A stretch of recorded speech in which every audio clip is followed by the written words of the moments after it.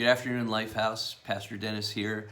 I wanted to give you an update on this growing health concern that's captured the attention of the global community and us here in the United States.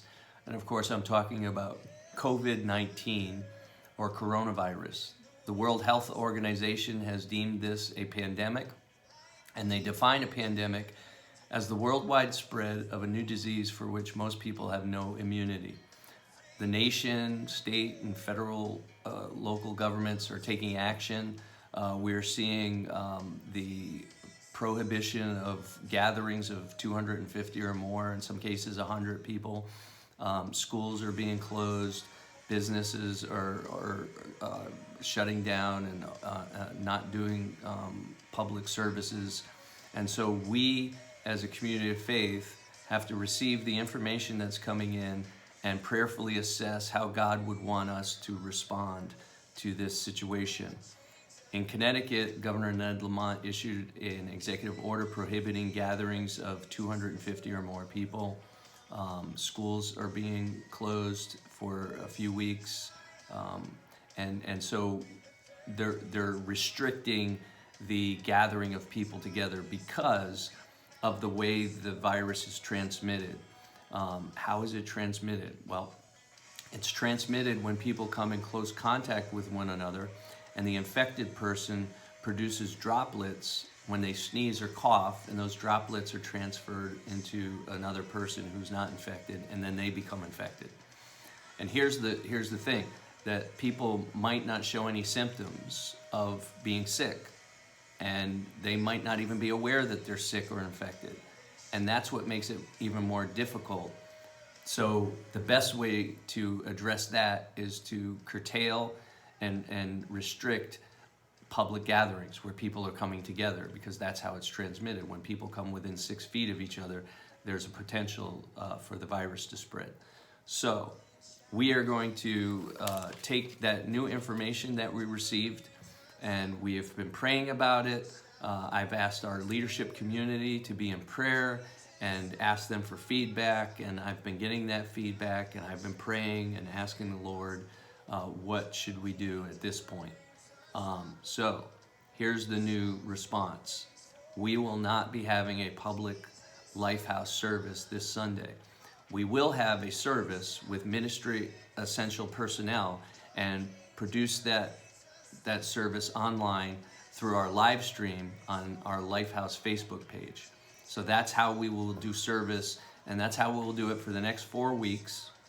We will have our services on live stream and asking the public to stay home and watch us on live stream, and we'll only have essential ministry personnel here. There'll be no youth ministry, no World Changers or kids ministry, and no nursery available at the church on Sunday mornings. So we're only going to have our worship team, our ushers, our sound and visual team, and they will help us produce the live stream. What does that mean for our life groups?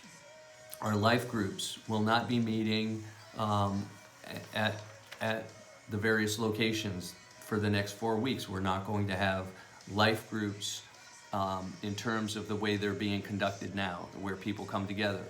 What we will do is we will make available information where life group leaders can maybe set up a Zoom call. You can get a free Zoom call for up to 40 minutes and invite a number of people to that Zoom call and have a discussion for 40 minutes. And that's a way to stay connected and communicate with each other. If you want to get together with other people, just make sure that you follow the necessary precautions, that if someone's sick, that they stay home.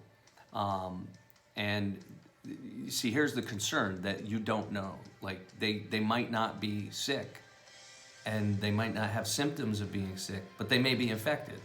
So we want to be cautious, we want to be preventive in nature, and so let's use caution in our decisions to get together with other people in public settings. With that said, this is a challenge that just reminds us that the church is not a building. It's not 79 Maxim Road and the facility on the property. It's us. We're the church, and we can still function as a church. We can get together electronically, like I'm doing right now. I'm communicating electronically with you information, and we're staying connected, and we can continue to do that, and we'll do that for the next 4 weeks until we reassess the current status of this virus. And we want to help our communities. We want to be a part of the solution, and the solution is to limit people coming together where there's a potential for the spread of this virus. So let's be the church.